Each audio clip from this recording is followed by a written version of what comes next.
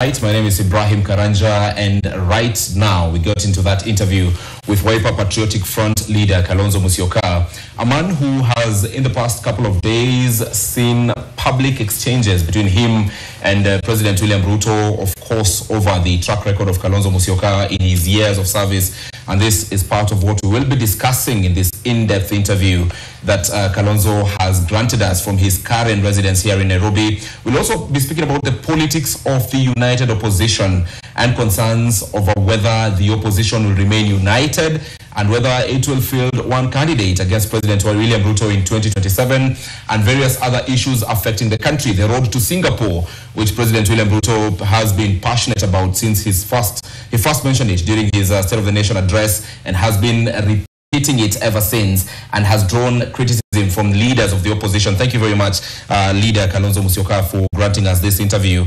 Asante sana, you're live on NTV. Thank you, Ibrahim. Karibu sana. How are you finding your December? Oh, December is always a very good month, isn't it?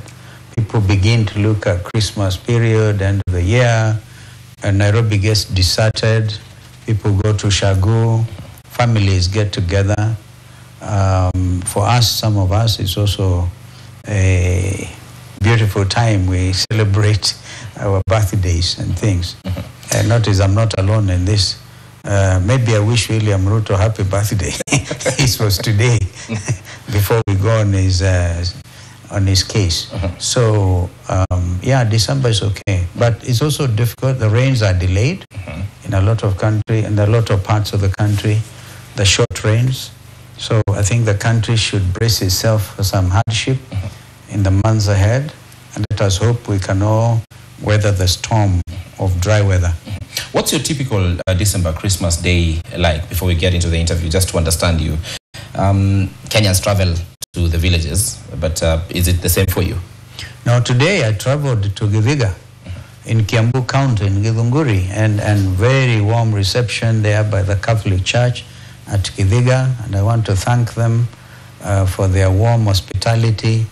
And we're out there singing gospel music. We're there listening to very sound preaching. Yeah, and so, although it is December, we still have to find time to visit areas we may not have at the time to visit. And so we'll keep on going to places. The good thing about Kiambu is very close to Nairobi. In fact, to get to Githiga is only 30 minutes from Karen. If I want to go to Sekuru, my friend, I have to plan. Yeah, sure. So I hope to be able to get time to get home to the villages. This is it. Yeah, our Lord and our Savior was born around that time in a village. So, and the parents had gone out for a census, and that's when the story began. Sure. Yeah. When we posted that we'll be hosting you tonight, that we'll be having this discussion with you, Kenyans immediately started reacting. And on Facebook, where one of our posts on NTV Kenya is, I'll read some of the comments for you to quickly respond. One of the questions, actually top, is kindly ask about the road heading to his home. Very important question. That says Seth Etoti. There's also another question, someone who says, thanks for hosting the next president. Ask him if the opposition picks any other person, Governor Natembea, Matiang'i, Maraga, or Martha, will you be ready to support them? And perhaps a comment that I find funny, someone says, Anthony Waburi says he is capable of getting the senior seat, but to defeat Kasongo, that's the word he's used, remains a mystery. Okay. Yeah, how fast do you respond to this? Well, first of all, the road to Sekuru. I think we have, in the recent past, when Ruto started throwing tantrums at me, which I find almost obnoxious or unexplainable. You cannot go on character assassination when at that level. The holder of the highest office in the land should be graceful, should not be a fellow who just throws insults right, left, and center. But the truth of the matter is, in 2011, when I was the vice president, I had made a trip to China. In fact, I remember I was received at the Great Hall of People by the then vice president, who is today President Xi Jinping. And we had arranged, because that road Kibwezi, Mutomo, Kitui, Kitui Mwingi Kanduya, and they recently launched Kamuongo Kanduya. Same contractors in Handro. Same contractor I launched as vice president. And then from Kanduya to Sekuru, a diversion under the World Bank funded study, which was done even when Raila Odinga was Minister for Public Works. From Kanduya cuts across to Gatunga in the Rakanidhi, and then joins the other road now to Isiolo. And you remember, under Vision 2030, Isiolo was meant to become a tourist city. Sure. That added to the corridor, and Ruto does not have time to talk about LAPSET, which Kibaki and us launched, along with President Salva Kiir of South Sudan, Prime Minister Meles of Ethiopia.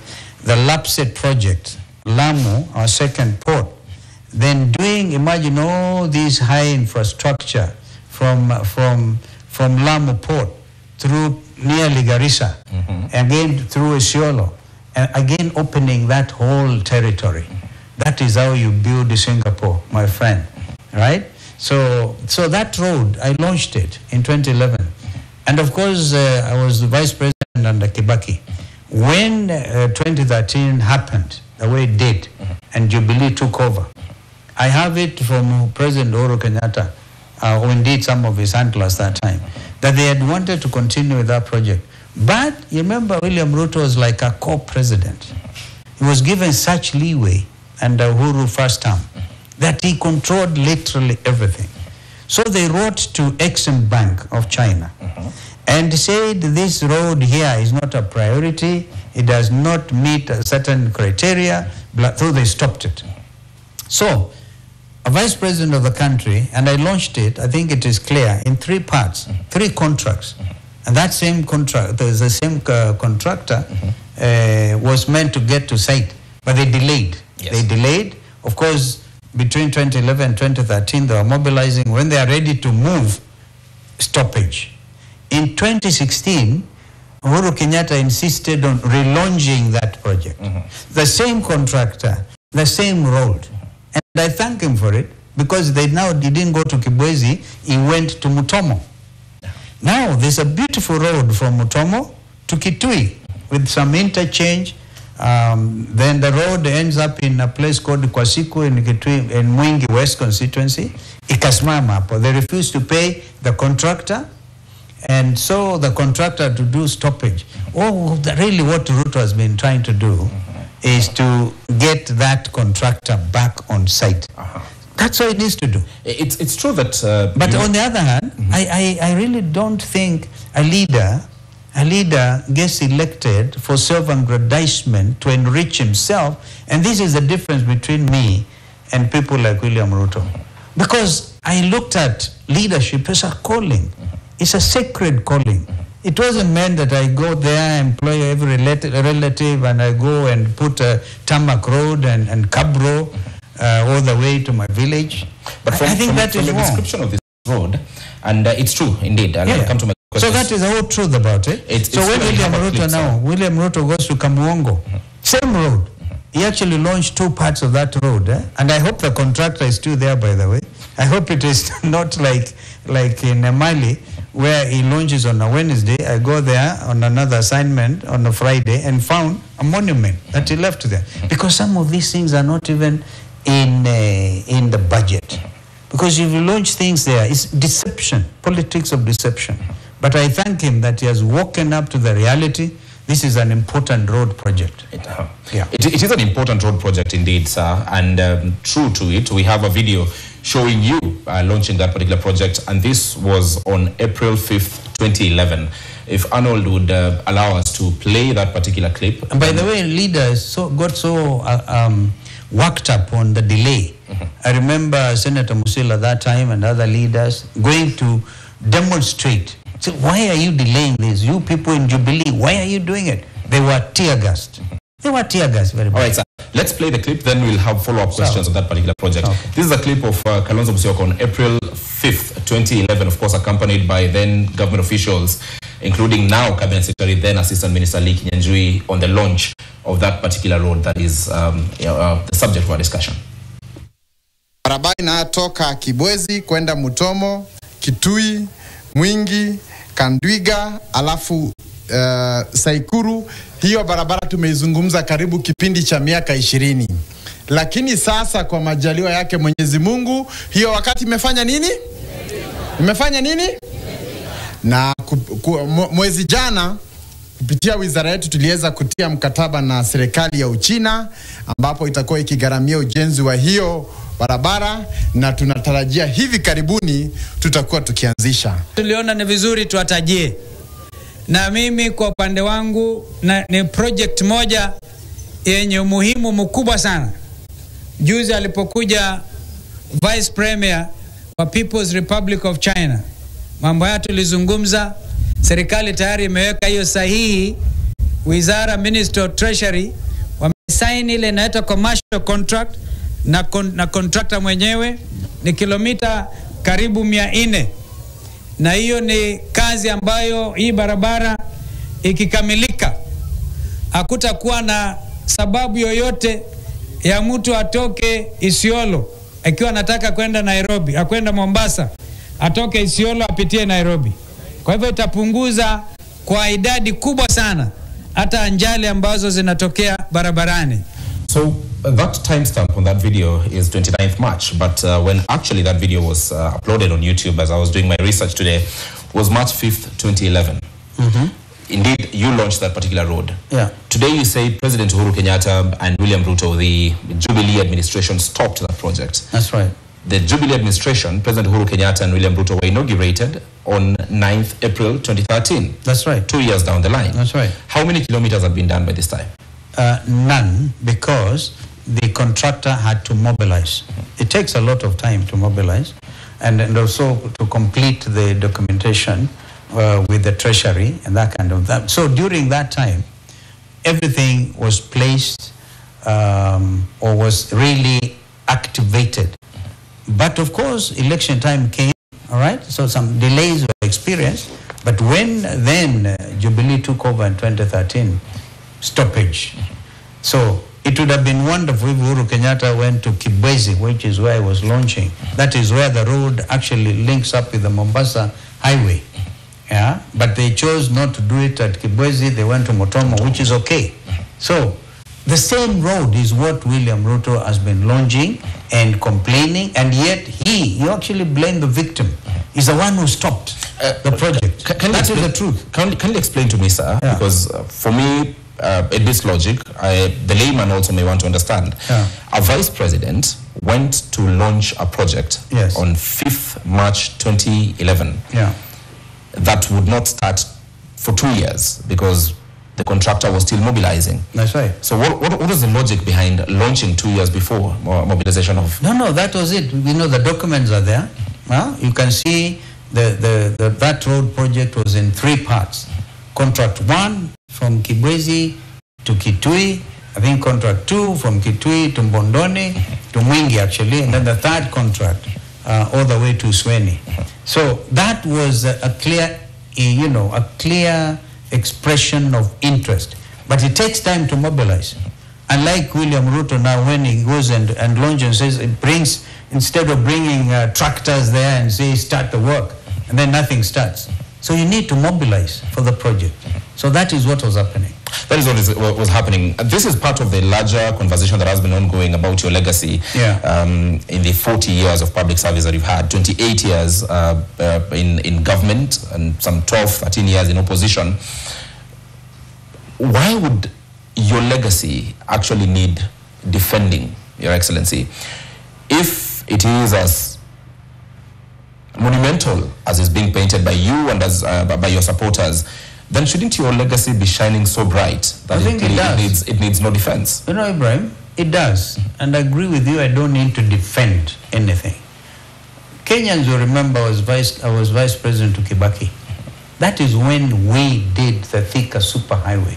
Sure. And I remember I even went to Kibaki with Ambassador Muthaura, and we tried to convince him to name the Thika superhighway 8 lanes with funding from African Development Bank. We asked Kibaki, can we name this road after you? And he said, well, Vice President, where does this road lead to? That was Kibaki. He didn't want aggrandizement. He didn't want to. So he wanted action, right? Remember, it was under Kibaki that we put money in Kenyans' pockets. Today, William Ruto is taking even the little thing we have, okay? So there's a lot we did as vice president. Vice president of a country is a vice president of the whole country.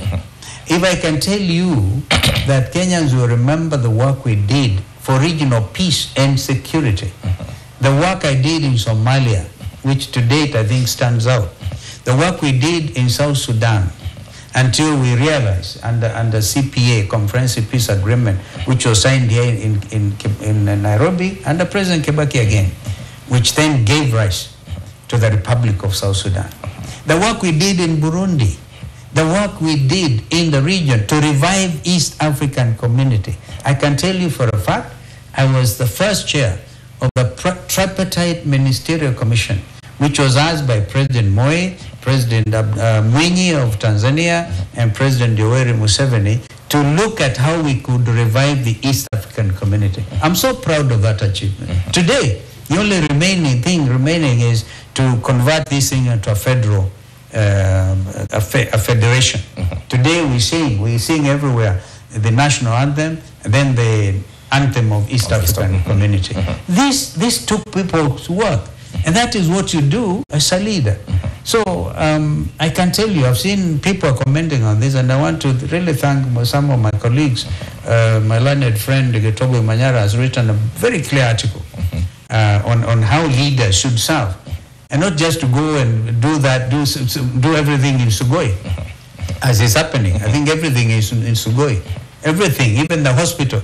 A good example, the Kamega hospital should, I think it needs about 3 billion shillings to make it really level 5. But instead of doing that in Kakamega, William Ruto's administration said 50 billion shillings to hospital, another hospital, not even more referral in Eldoret. So you cannot take everything to yourself. This is why Kenyans begin to say, then we want to be leaders so we can also eat.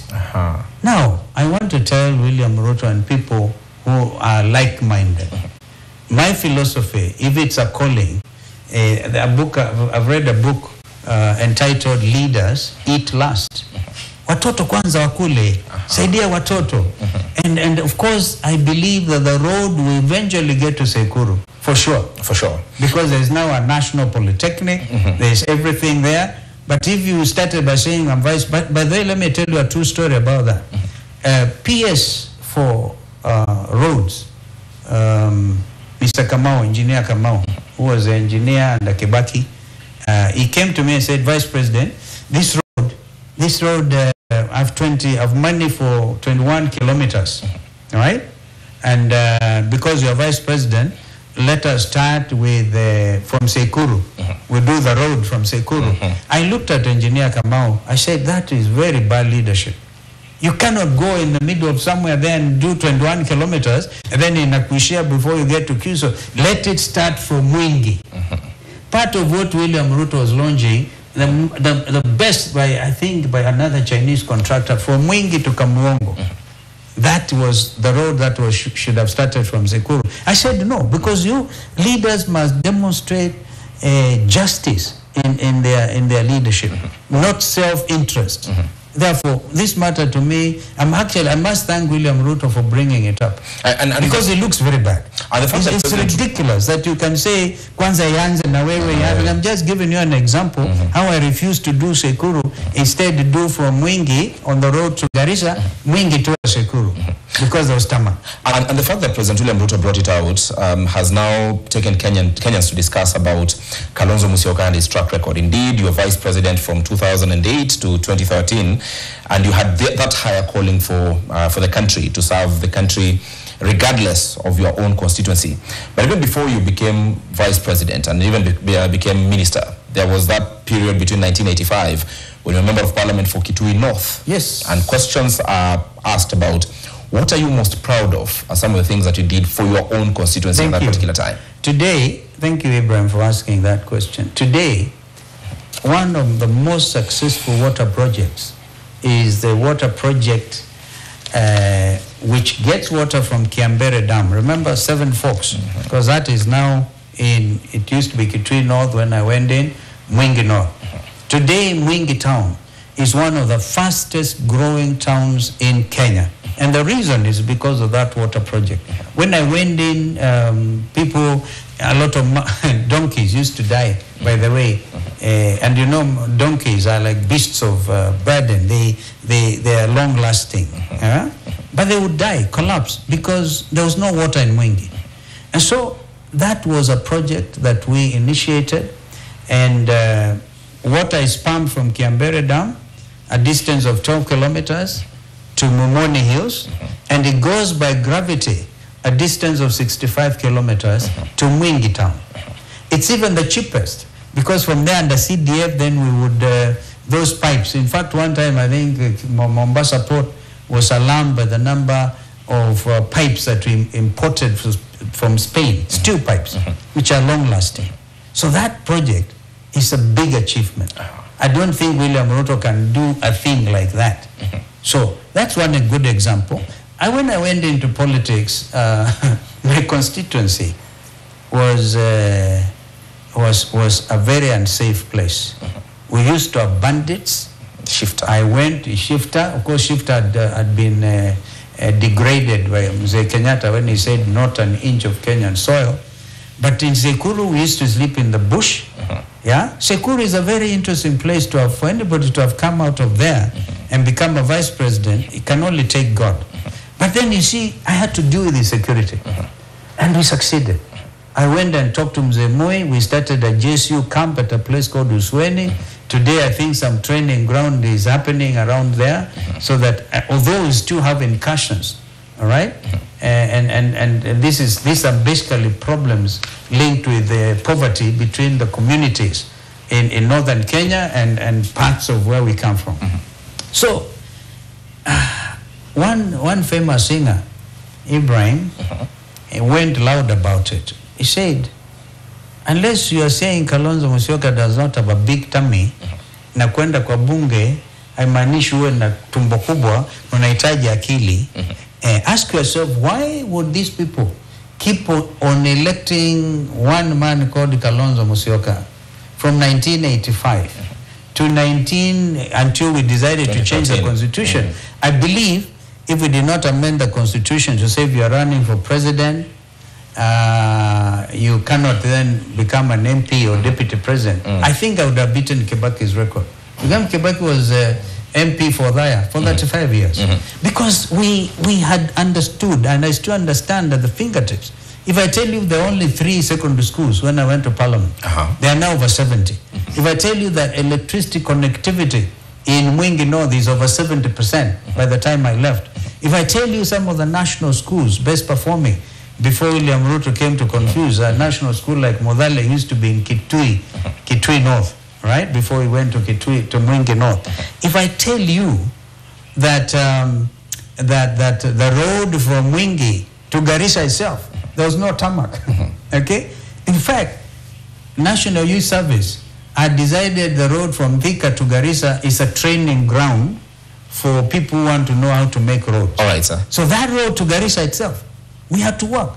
Get funding from Saudi Fund. I remember how many times I went to Khartoum and pushed for this. And now we have connectivity. All right. Yeah. We have to take a break, and you're mentioning a very flowery track record for your from your time as member of parliament. But that is just a member of parliament. Yes, as member of parliament. When we come back, we'll be going to the other national levels that we had, because it appears the election that we'll be heading to will also be about track record and what one has achieved. But right now, let's take a very quick break. When we come back, we'll be asking about the infrastructural projects that are perhaps the product of Kalonzo Musyoka as vice president and even as minister, aside from the flowery track record that is mentioned that he did, also in terms of the relations between Kenya and our neighbors. So let's take that break. When we come back, we continue with this conversation with the Wiper Patriotic Front party leader, Kalonzo Musyoka. You're watching NTV tonight. My name is Ibrahim Karanja. We continue with this interview with the Wiper Patriotic Front party leader, Kalonzo Musyoka. And right before we went on that break, we were speaking about his track record from the time he was member of parliament to when he went national, became minister, and also later became vice president, because this this appears to be a conversation that Kenyans are interested in, and the next election also seems to be about track record for leaders. And not only track record, Ibrahim. Yes, sir. Also sincerity and integrity of office and commitment to ethics and our constitution. I just, for example, give you the example of what William Ruto has done in 3 years as president. And notice I've never been president. Him as president, what has he done? He has done a road leading to his private farm in Taita Taveta, a 3,000-acre land. Okay? That road is ongoing. He's done another road to Kilgoris, complete with an airstrip valued at over 250 million shillings, to a private home. That is the old Murumbi farm. Remember? Acquired under very difficult circumstances. Even done a road here to Ruai, the sewage place for Nairobi. Another 3,000 acres out there. The road he has done. He's also done another to the Bimbi farm in Naivasha. So he's doing a lot of those roads within 3 years. I think this is a Singapore my friend has been looking at. Indeed, what President William Ruto and the claims that you're making, of course, we will need to, our fact-checking team will be fact-checking everything that is said in this particular interview.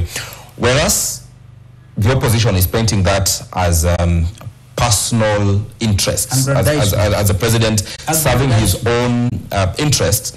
Let's speak about perhaps what would have served the people. For instance, the road between Kibwezi, Mutomo, Kitui, all the way to Seikuru. Indeed. You mentioned here how important, and Lapset, you mentioned here how important that particular road was. So if you had put any effort as vice president to have that road done, perhaps in the early days of your vice presidency, it would have been completed even before. Vice president, my friend, between 2008. For 5 years, I remember when I took over as the 10th vice president, not by appointment, by my negotiation, the country was burning. I was actually busy helping this William Ruto from the hangman's noose, okay, the ICC, right? Trying to say, these are Kenyan nationals, we want to handle this thing as Kenya. We don't want to hang our dirty linen everywhere at the International Criminal Court. I spent the first 2-3 years settling the country, helping President Kibaki literally. And of course, also other things that we are doing at the national level. Yeah. Now that we're here, sir, do you accept that then there are points at which you fell short?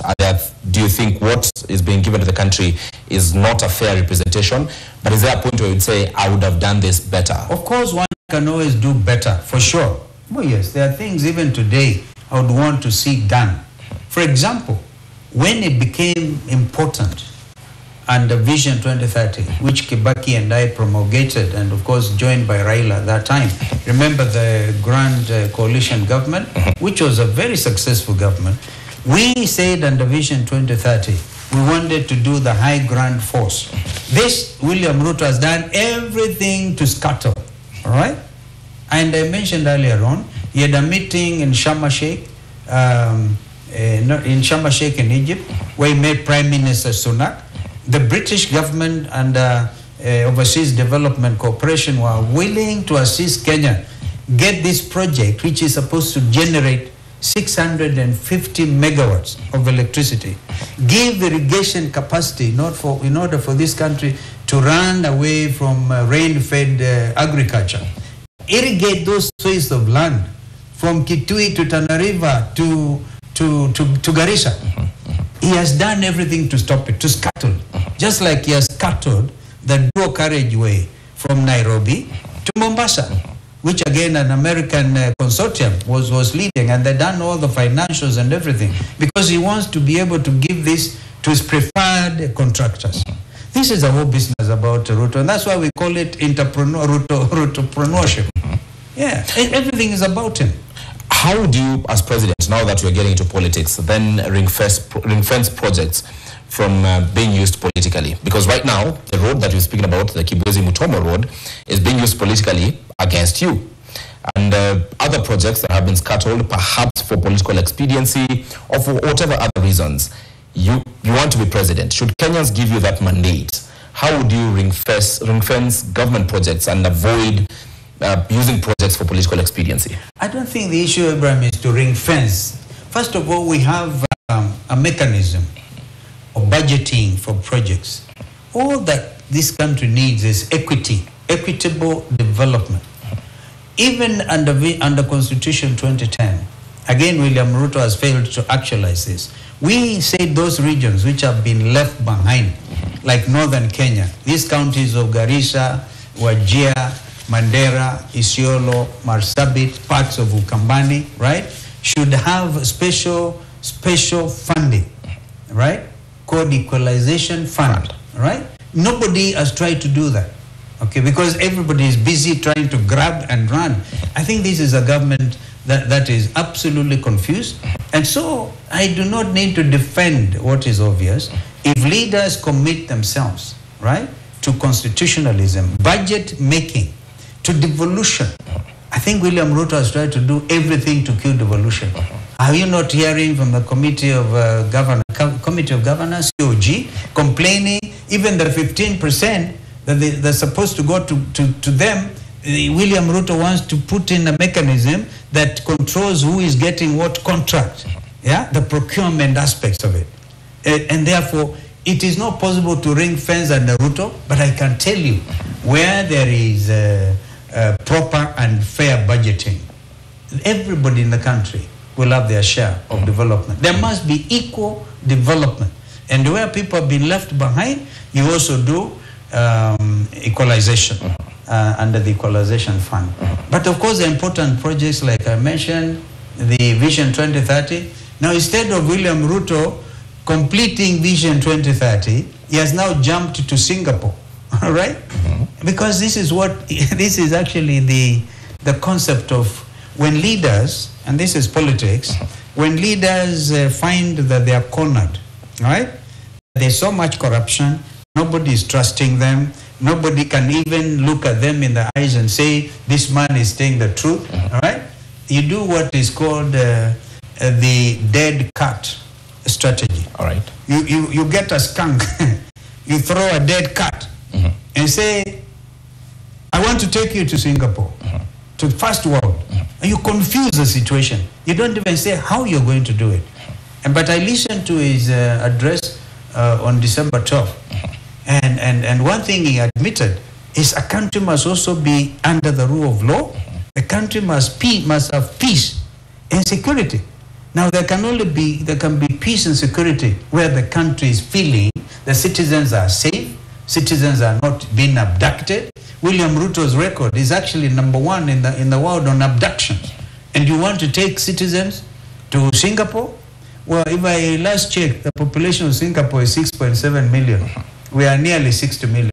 Maybe William Ruto wants to eliminate us and match Singaporean kind of thing. So of course, that's on a lighter note. On a serious note,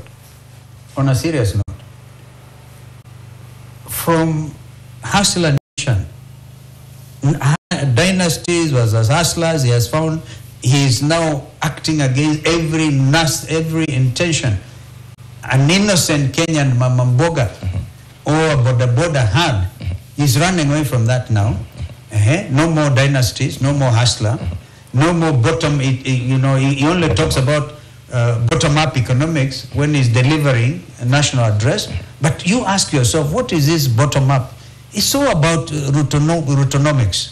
He once said he was a student of Kibaki. Kibaki would never have done this type of economics. So we are dealing here with a leadership which is confused, all right?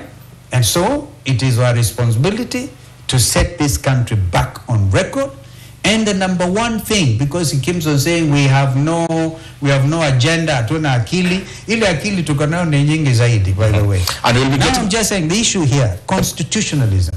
If Ruto can go back and recognize, he swore to uphold, all those undertakings under the Constitution, although of course we all know you post-Constitution 2010, but he has ended up being the biggest beneficiary of his opposition, all right? So we want to take this country back to the rule of law. All right. It's a major undertaking, an all-important agenda.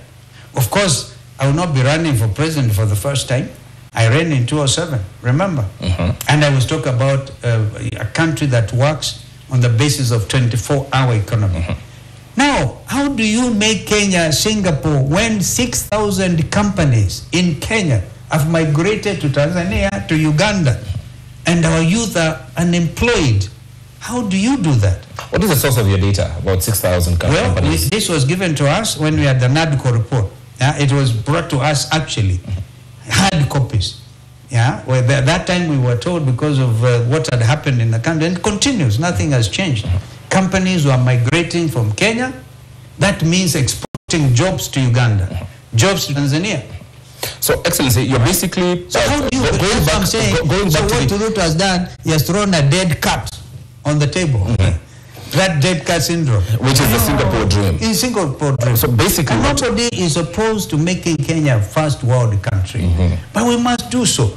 Under Vision 2030, Kenya was supposed by 2030 to be a middle income country with its citizens enjoying high quality of life. How many Kenyans are able to put food on the table today, even as we go for Christmas? And you want to tell us they're taking us to Singapore? My friend, this is a dead cat strategy. You're basically rubbishing the Singapore dream by President William Ruto as a joke. However, Excellency, in your book, Against All Odds, a book which you actually gave to me here, you mentioned about the Asian tigers and how you truly believe that Kenya can achieve this. Indeed. Then, which is your way of achieving first world status? I just given you that, Ibrahim. If you heard me, Vision 2030, work on it. Then, of course, Africa is talking about Vision 2063, okay? We can move faster. This country, by the way, has a potential to grow very, very fast, provided we get rid of leadership types, of this type of William Ruto kind of leadership, all right? Where you do everything by reverse order and then say, I'm taking you to Singapore. Of course, we want to wait. This is a time for from the Asian tigers.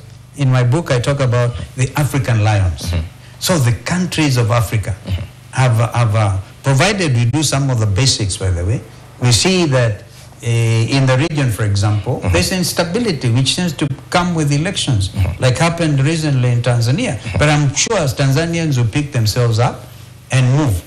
So it is true, I believe in the Asian tiger story, but of course with African characteristics, all right?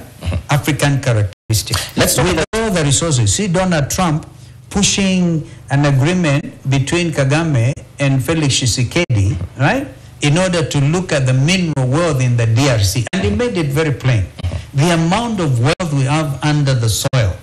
Look at the gold in Kakamega. And by the way, we must tell people they should leave Kakamega gold alone until people of Kakamega have actually been socialized to this whole idea. Not just to come in there and dig and run away. Value addition is key. All right? So there's a lot of wealth in Africa, but it requires proper leadership so that that wealth does not go to people's pockets and they claim that they're taking you to Singapore when they're actually enjoying themselves. I really want us to speak about your dream in a granular way, to break it down so that Kenyans understand. Because right now, we are speaking about a Kalonzo Musyoka who stands a chance of being president in 2007, should Kenyans give you that mandate. We saw a statement by the Wiper Patriotic Front Secretary General Shakila Abdallah speaking about saying, just to quote it verbatim, Wiper Patriotic Front stands ready to anchor the next government in 2027. We stand ready to, this is the commitment of your party. One, restore Vision 2030. You've mentioned it here. Rebuild our healthcare system from Ruto's ruins. And this is where my first focus goes to. What is your plan on healthcare? How will you rebuild it from what your party terms as ruins? First of all, healthcare, admittedly, is a shambles under Ruto. Okay? Universal healthcare is a basic human right under Article 43 of our Constitution. So every Kenyan is entitled to decency when it comes to how they get attended to in terms of healthcare. If we put things right, a lot of Kenyans go to India, and in India you hear of health tourism, tourism linked to health. People flying to India for all manner of attention medically. Well, we can do it here.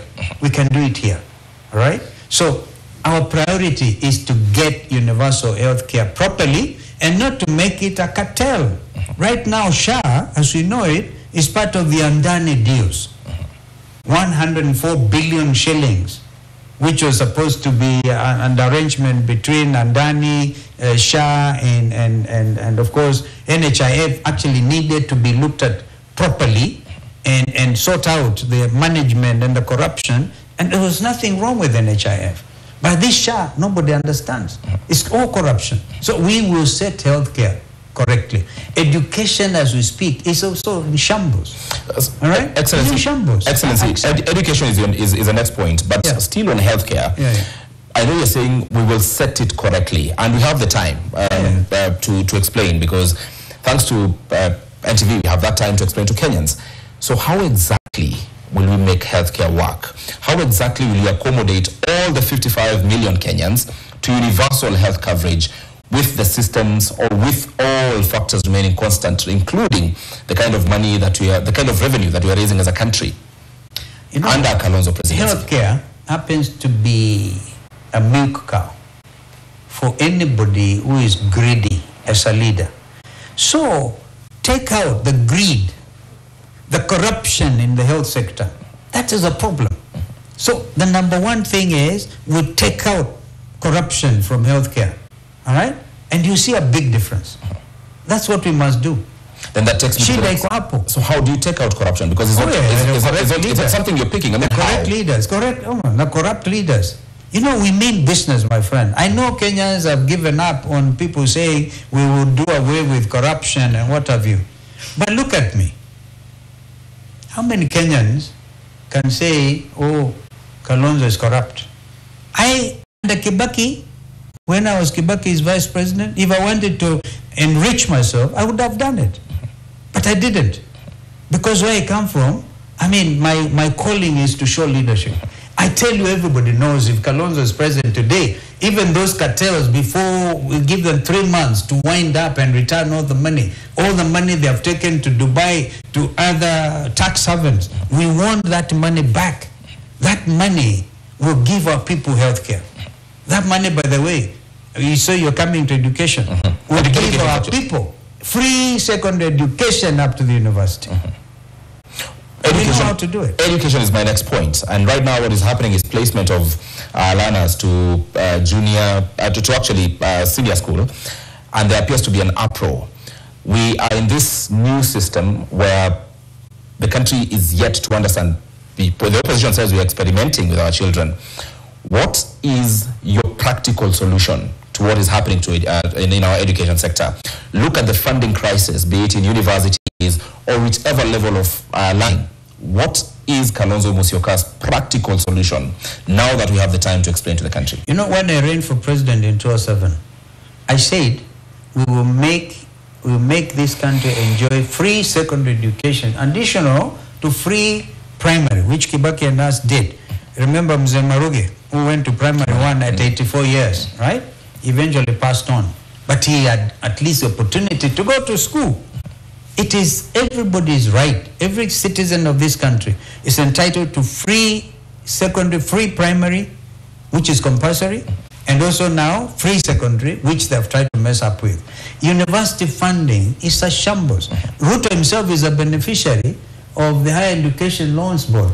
When I was Minister for Education, I appointed, I think, the present day governor of Baringo. He was the first executive of Higher Education Loans Board.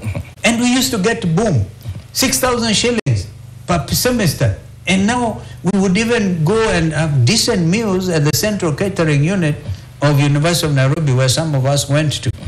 William Ruto himself is a beneficiary. Why bring such a confusion on funding? Today, there are so many parents who cannot take their kids to MB University, to whatever other university. I have a driver here who is supposed to give, he's asking me to help him with 200,000 ndio mtoto aendelee na MB University. A lot of parents cannot access university funding, university education. We will correct all this. By the way, when I say this, I want you to know we've already set in mechanism experts in this country whom we will not even mention. They are busy working. We don't want to throw Ruto out of State House and then waste another 1 year trying to see what shall we do. We will hit the road running. If it is that we must review SHA, they'll come up with the best way to do it. right? If it is that we need to realign education now, because people don't know which classes as kids are going to and which schools. Complete chaos. This is not how to go to in Singapore, my friend. Yeah. So, Kalonzo Musyoka... If you mess up education in watoto, you messed up the whole country. All right. President William Ruto has accused the opposition of being agendaless. He actually says the agenda of the opposition are three things. Must go, wantam, kasongo. Kalonzo Musyoka here is asking to be the president of Kenya. The voters are watching tonight, and they want to know, aside from theory, we are saying, yes, we have to fix healthcare. Yes, we have to fix education. You are in office. You have been inaugurated. What is the most transformative thing that you expect within the first 100 days of Kalonzo Musyoka? You see, first of all, Kenyans will need a breath of fresh air. A breath of fresh air. This is what this country needs. I think Kenyans are tired of deceptive politics. But let me be very clear. The first 100 days will get this country settled. I've told you that we have experts already working on every sector. On every sector. Because nobody, that's a problem with Ruto. I think he's his own advisor, he's his own, even the advisors he appointed, I don't know who advises William Ruto. So, as I said, we must stop the nonsense, the dragon of stealing from your people and then pretending you're going to do something wonderful, right? I've talked about healthcare, yes, and education, which we must again review. What is this thing? What is this? The model must make sure our children go to school. That's very important. I don't think there's a more important agenda than getting every Kenyan child going to university at any other level in a predictable, clear system. All right? When I say that healthcare will be redone, we mean it. Well, of course, we're going to come and discuss things we must do. Ruto asked, right, to give him a clear agenda, even when the by-elections are ongoing. He signed into law, right, Government-Owned Assets Act. He has repealed 18 acts of parliament establishing state parastatals. Right? I'll give you an example. Even KPA, KICC, ADC, I'm talking about, AFC, all that, and setting up a situation which is almost very highly questionable. That you take these parastatals, right, from the public limelight, scrutiny by parliament, and also not to be subject to the control and auditor general. What does that tell you? Creating now a fund which is meant now to kill this country's economy forever.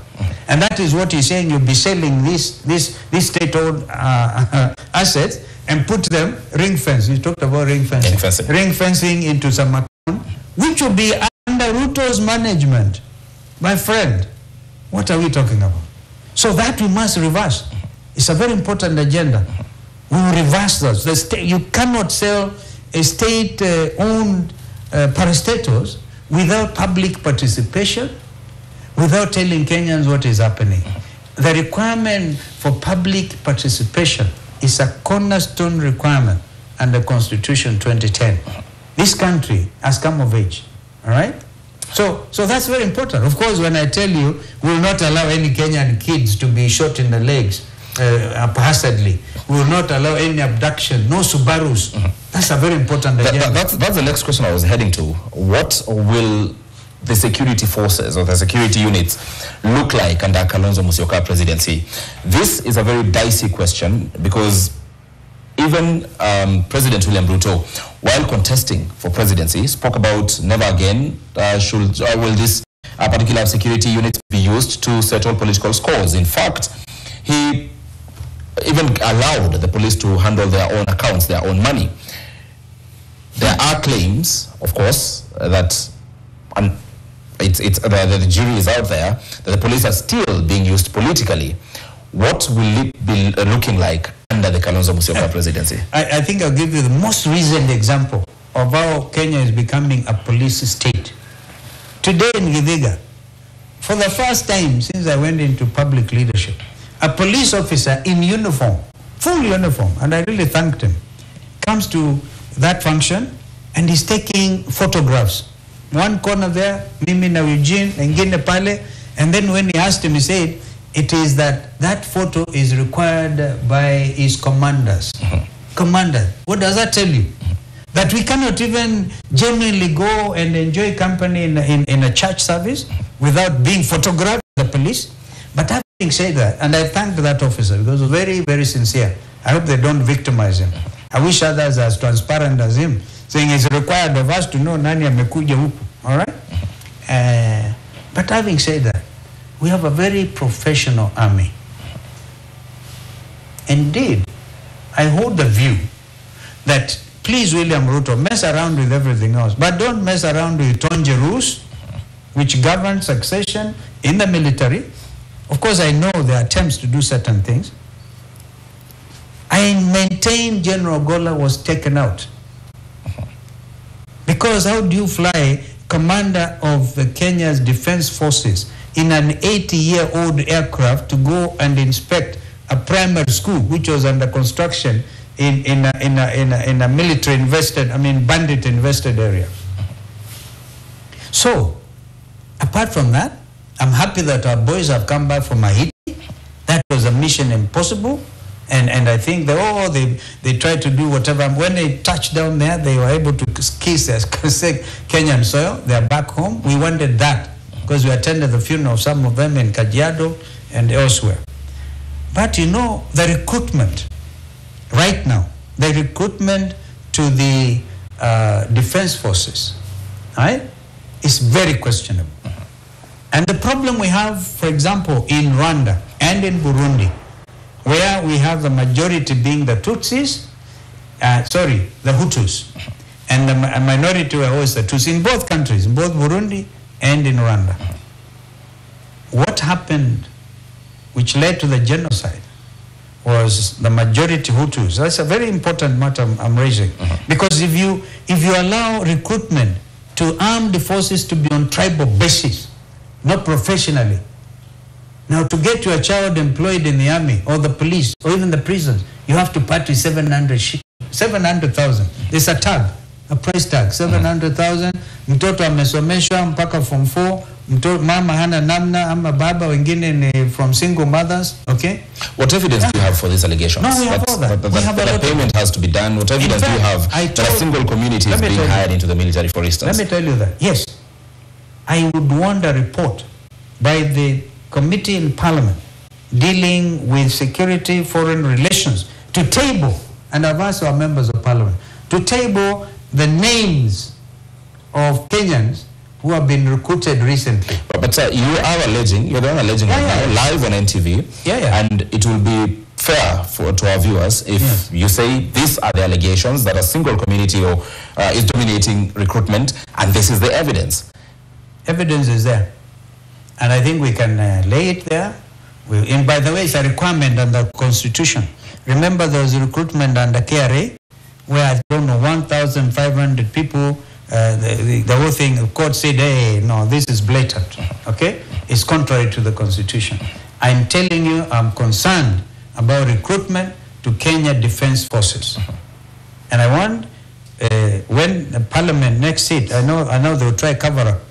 But I think I'm asking our members of Parliament to demand a tabling of the names. I saw right now, it's a good example. I saw Inspector General Kanja in Kiganjo 2 days ago, launching the training for 5,203 recruits. Let's start there. Let's have the list and the breakdown. It is important. It's constitutional.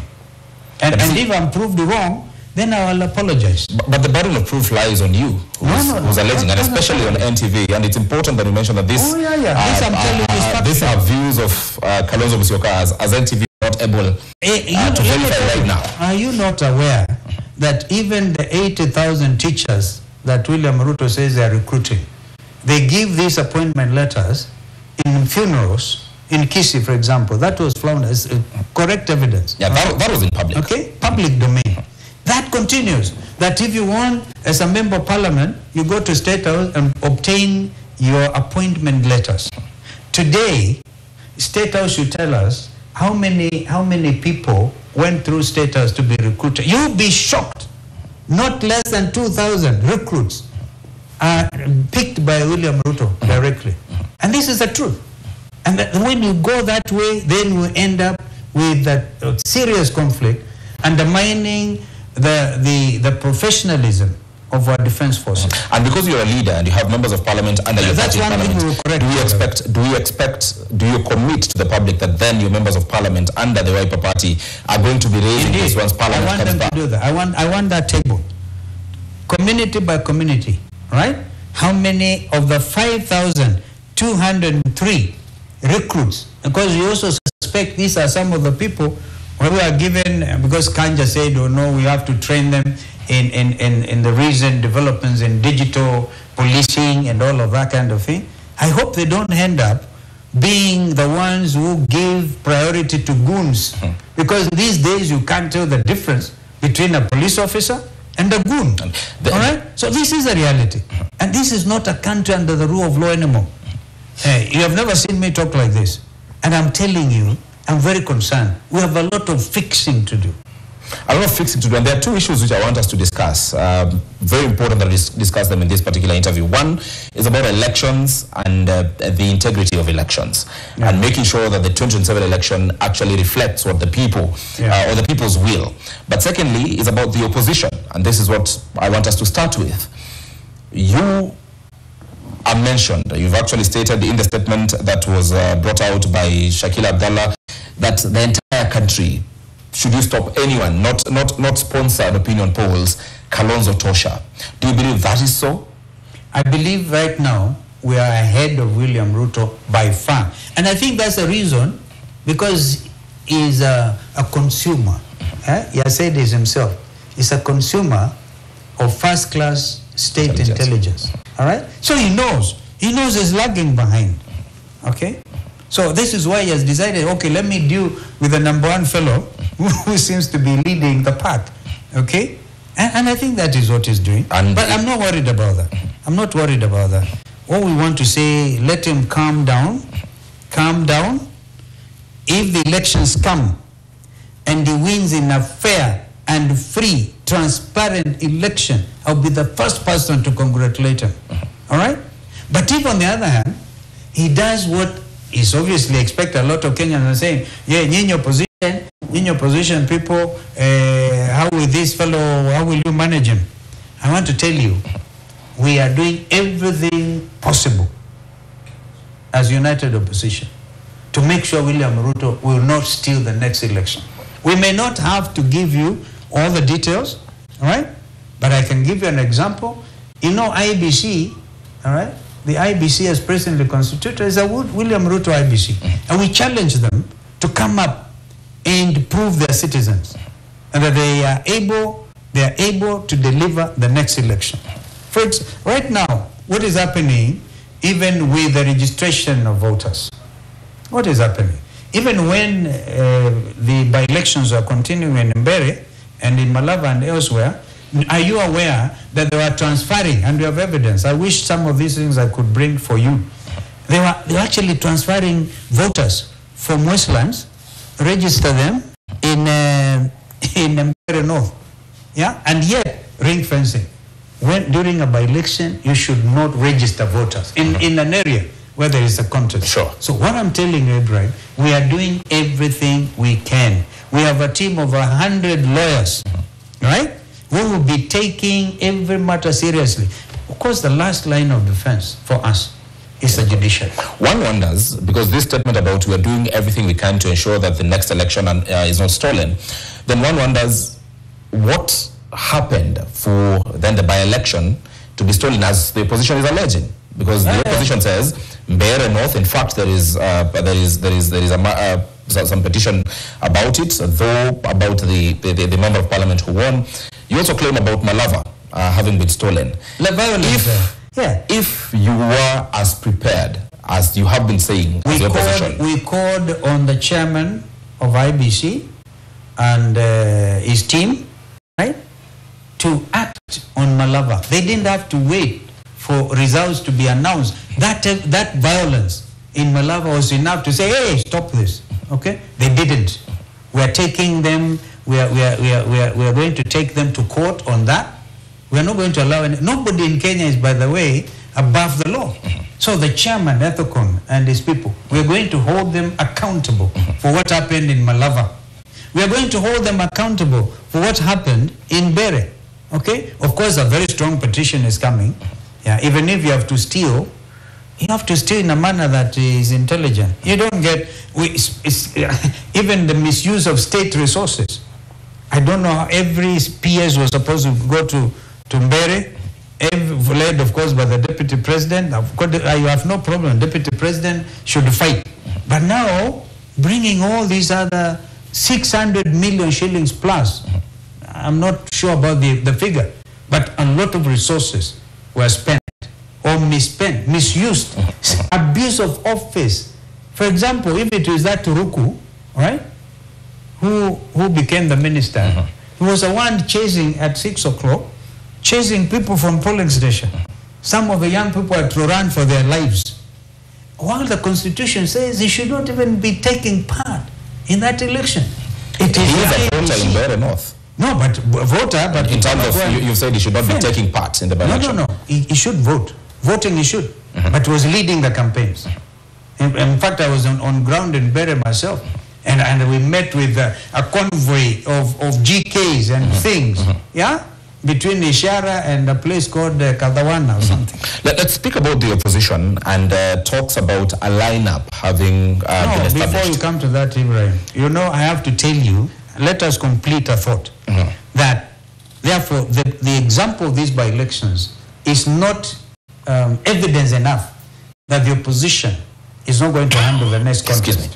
If anything, we now know they have brought all the rot out of these by-elections. So we know exactly how to stop them. We know exactly. And we're going to start even by private prosecution against a man called Marjan. Marjan is the CEO. When we had the NADCO, everybody agreed and they signed that the CEO of IBC will not be there in 2027. He should leave, should immediately leave, because we don't want them to say, oh, renew the contract because it's too close to 2027. These are some of the demands which are basic, minimum, all right? And I can also tell you that Smartmatic were not supposed even to supervise, to do with these by-elections. Their contract ended in April 2024, okay?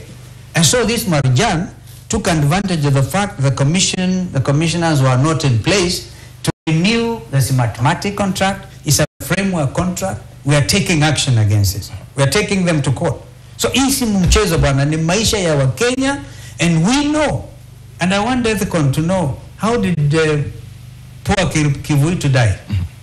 Because when you have a whole country condemning you, can't even enjoy food, all right? And how did his immediate predecessor die? Because this is serious. Because you cannot subvert the will of the Kenyan voters. Now, sauti ya wananchi ni sauti ya Mungu, okay? So, let me tell you sincerely, if I live in this country, one-term movement is unstoppable. Wewe mwenyewe mmenimwambia ndo kutoka kwa constituency huko. You natoka pande gani, yuko Rift Valley. Everybody is talking one term. Mpaka they say, okay, let us invent something, two term. Nobody, they are not even convinced that they should pronounce two term. Because it is just following after what Kenyans are saying. And it's a serious agenda on its own, by the way. Then there is a question, aside from protecting votes and ensuring that the election... So I hope I've addressed you on IBC and what you're going to do. You have, and about what you'll do to ensure that the elections are not stolen. But then there is a challenge about actually winning these elections. What is it that you are doing as the opposition to ensure that you get support countrywide? So far, and this has been painted against the opposition as a side that is focused on dividing the country. Actually, we've heard about leaders focusing on their specific regions. Say, the leaders from Western focus on consolidating Western. Kalonzo Musyoka focus on consolidating your region. Rigathi Gachagua focuses on consolidating the Mount Kenya region. Then how are you going to win the country? Ibrahim, every political formation must have an area where, and it's even common in older democracies. Look at the UK, when you have the Labour Party and Conservatives, you find there are areas which are strongly for Labour and strongly for Conservative. The same recently in the US, yeah? They paint them as blue states and red states, okay? But that aside, nothing stops us as opposition government in waiting, and I please want you to take me seriously along with our viewers who are Kenyan citizens, right? That the next election will be a game changer. First of all, we are riding on the blood of our children. There was a revolution which happened on the 25th of June, 2024. Our young kids who are killed and who have not even been compensated. Although Ruto said they'll pay them here and there, set up some commission here without proper consultation. This country is in a revolutionary mood. This is why when they say wantam, it is not anything. It's a country talking about revolution time. That we are not going to allow you to steal. You remember they wanted to go and remove Ruto from State House? They stopped. I want to plead with them to come out even and take their voters' cards. I know they're angry, but I urge them to take out their voters' cards now. You can only remove President William Ruto using your voters' card, not your anger. This is my plea as a parent. And we are there to walk this journey with them. So you must understand, the next election, if you look at it that way, it's not, some people say, oh, Ruto cannot be beaten. In fact, someone said that defeating William Ruto will be a mystery. Ruto cannot be beaten. Ruto is human. Ruto is a Kenyan, all right? And Ruto knows that he lost to Gen Zs. Look for Raila, all right? And Raila comes and tells us, the man looked so weak that I thought he was going to hand over the country to the military. I'm just quoting what our brother Raila told us. Ruto is beatable. And the same people that addressed him on accountability, on the need to stop stealing people's future, that is still the agenda. Right. Agenda item number one, stop stealing from our people. We need to take this conversation forward, and right now let's speak about the opposition and its unity. Yeah. Part of the concern that Kenyans have about if indeed you're going to have a realistic shot at defeating President William Ruto is why is the opposition seeming divided? We saw a press conference on the same day, yourself, Rigathi Gachagua, Eugene Omalo on one side doing a meeting and a press conference. The same day, also Fred Matiang'i, Martha Karua and some other team members meeting also as the opposition. Is there a division? I have not heard of any division. And again, when you're building coalitions anywhere in the world, it's a very difficult thing.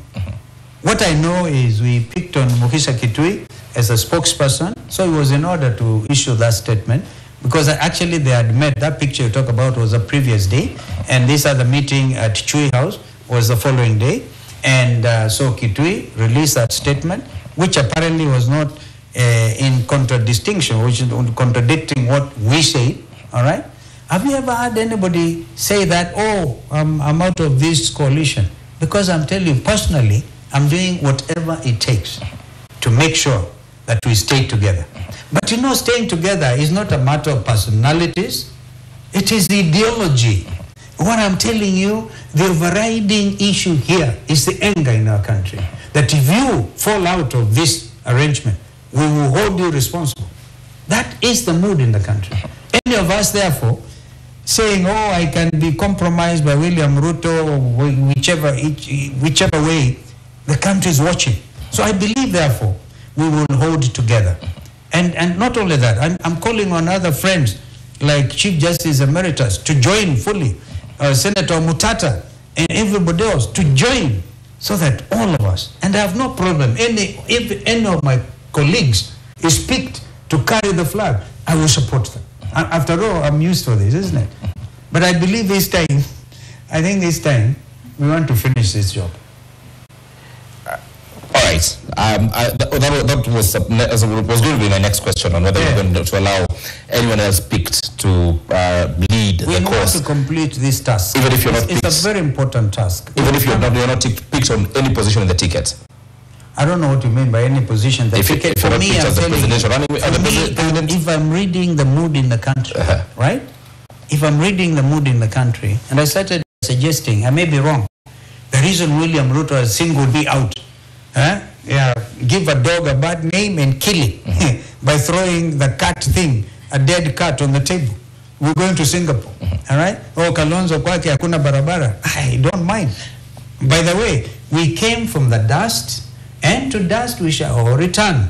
Okay. Are you concerned? So there's value about dust. Are you concerned then, because you say you've been picked by President William Ruto, are you concerned by the sprouting up of new political parties? We recently saw Governor Sonko launch a party, which Governor Sonko ideally... By the way, Governor Sonko ni kijana yangu.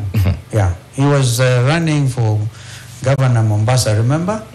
And the Wiper Democratic Movement. He has briefed me that this is okay. He is free. Every Kenyan, article under our constitution, I think article, Kenya is a multi-party democracy. But you may find as we go on, right? As we go on, that some will realign, some will hold on, because the task ahead, which we must complete, this task must be completed by Kenyans themselves to make William Ruto one term. It's so critical, all right? Therefore, anybody, I'm sure my kijana yangu, Governor Sonko knows. Yeah. Let's talk about the late Raila Odinga's support base. Yes. May God rest his soul in eternal peace. Indeed. This is a man you supported all through, and at some point there was even an indication that him and his party were going to support you. But right now his support base is not seemingly on your side. It appears... Who told you that? The audience support base speaks about broad-based government. Hey, who says that a broad-based government? By the way, you know, I said nitasema initoke. I'm going to say it, not now. I can tell you for a fact, William Ruto, Raila Amolo Odinga, my late comrade in arms, right? His heart was never in the broad-based government. Okay?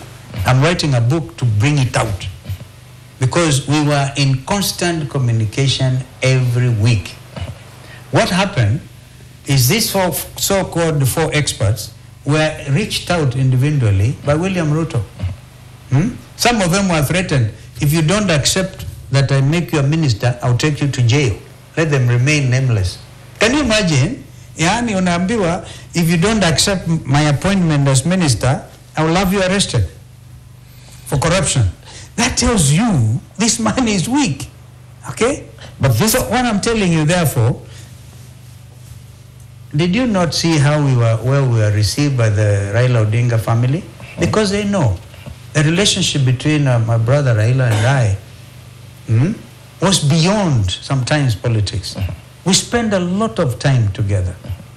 I remember one time we went with our spouses to Ethiopia, right, to begin to understand each other. Right. We even went to Germany. We went everywhere. And so when we lost, we went even to South Africa in the national parks. That time Weta was with us. This is time tested, all right? And so when you say some of them, of course some of them, the ministers, must sing that praise. But the others who are saying no. And then what I want to urge my friends in ODM, all right, is please, let us read the intention. Let us never squander the intentions and the future Raila Odinga had for this country. That future was for a just democratic country, was for a country devoid of corruption. And I think I saw our little daughter, Winnie, come out strong on that score. She understands. If there's a person who understands Raila Odinga, it is his family. Yeah.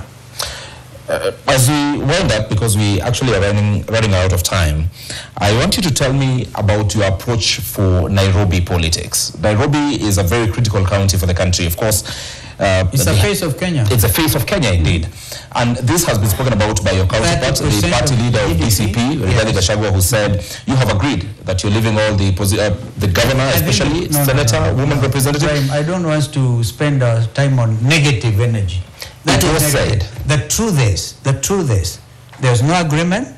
And what my brother Rigiji was trying to say was to say that, you know, Wiper in this city is significant. By the way, I don't even want to talk about Wiper. The Patriotic Front followers. This is significant in this city.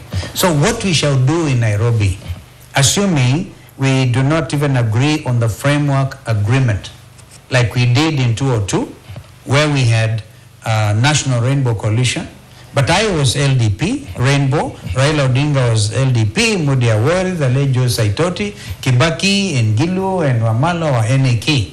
But when we formed the National Rainbow Coalition, we did the initial competition, nomination level, at the nomination level. But whoever emerged as the winner at the constituency was given the flag of NAC. So I went to Parliament as the NAC member of Parliament for Mwingi North. All right? Charity Ngilu went as NAC member of Parliament for Kitui Central, although she was from NAK. Raila Odinga and Kibaki himself. So that's a model I want to recommend. And if that model is accepted, then what we are trying to do to try and malign my friend Rigiji. By the way, I've known Rigiji for only 1 year and 2 months, and I can tell you, I've not seen a bigger fighter and a man who loves his country more than Rigiji. I can tell you that, okay? So we are going to do all those things.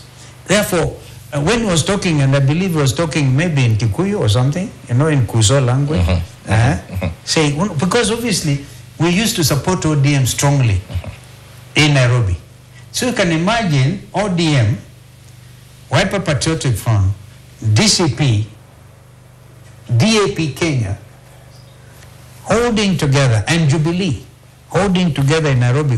Shall we surely not sweep Ruto out? We will. That is very different from what Rigathi Gachagua said, because he spoke I think he clarified it. No, and I don't want you to dwell on the past. He clarified it, and also issued a statement. Yeah. So I'm telling you the most up-to-date position. That is what we are looking at. All manner of possibilities. But please don't fall for the sake. By the way, I think some people understood Rigiji to mean, oh, maybe a Kikuyu and a Mkamba. No. We will be having Patriotic Front candidates in Westlands who are not Mkamba. Okay? And so what we do, even if we don't agree on the flagship party, we'll do exactly what we did during the by-elections. Wiper had a candidate in Magarini, right? Although we knew the ODM candidate, Kambi, was strong. And we did our own opinion polling, and we had to withdraw the Wiper candidate, and we ran for DCP. And I went to campaign for the DCP candidate in Mbeere North. In Mbeere North. Listen, in Mbeere North. The candidate we were campaigning for is a DP candidate, not even DCP. And Rigiji spent all the time there. So nothing bars us from that kind of approach. We will look at what is possible. You know, these days of artificial intelligence, I can tell you, for example, who is the most likely MP for Njoro. I can tell you by tomorrow, if you call me. Yeah. Excellency, we need to wind up this conversation. Time is really running out. Perhaps your closing comments. Yeah, well, wish everybody a Merry Christmas and a Happy New Year. As we think of this Christmas season, of course, we slaughter a lot of chicken, a lot of goats, maybe a few cows here. I'm so happy. A year ago, I took a position to say we were not sure what they are trying to do with vaccinations. I was playing basketball outside here. And they stopped it. They argued, they went along with it because we didn't want the DNA of our cows and goats to change. So may we enjoy every goat we can catch hold of in the next few days into the next year. And I want to tell you, 2026, in my view, is a critical year. It is a year because elections are a process. We cannot wait for 2027 to win or lose the next election. The next election in 2027 will be won or lost in 2026. But I have every confidence that the official, the united opposition will drive out dictatorship from Kenya in 2027. And that we will do in 2026 as we set up the mechanisms and everything else. All right. Yeah. Well, thank you very much. Enjoy it yourself. Asante sana. And Merry Christmas to you. And happy New Year 2026. Thank you. That has been Wiper Patriotic Front Party Leader Kalonzo Musyoka, of course, in this in-depth exclusive interview with NTV, speaking about a myriad of issues, including the road to Singapore, which is not exhausted. Of course, we'll be seeking to break down even what he has said and even fact-check everything that he has said in this particular interview. Keep it NTV and across our social platforms to ensure that we give you what is factual from the interview. Of course, that will be done by our teams in the course of the week. As from the next few minutes, of course, be sure to follow all our social platforms. My name is Ibrahim Karanja. On behalf of the entire team that has been here at the current residence of Kalonzo Musyoka, of course, led by Arnold Magenyi and the entire team, we thank you for watching. And right now, I take you back to studio where Zainab Ismail is.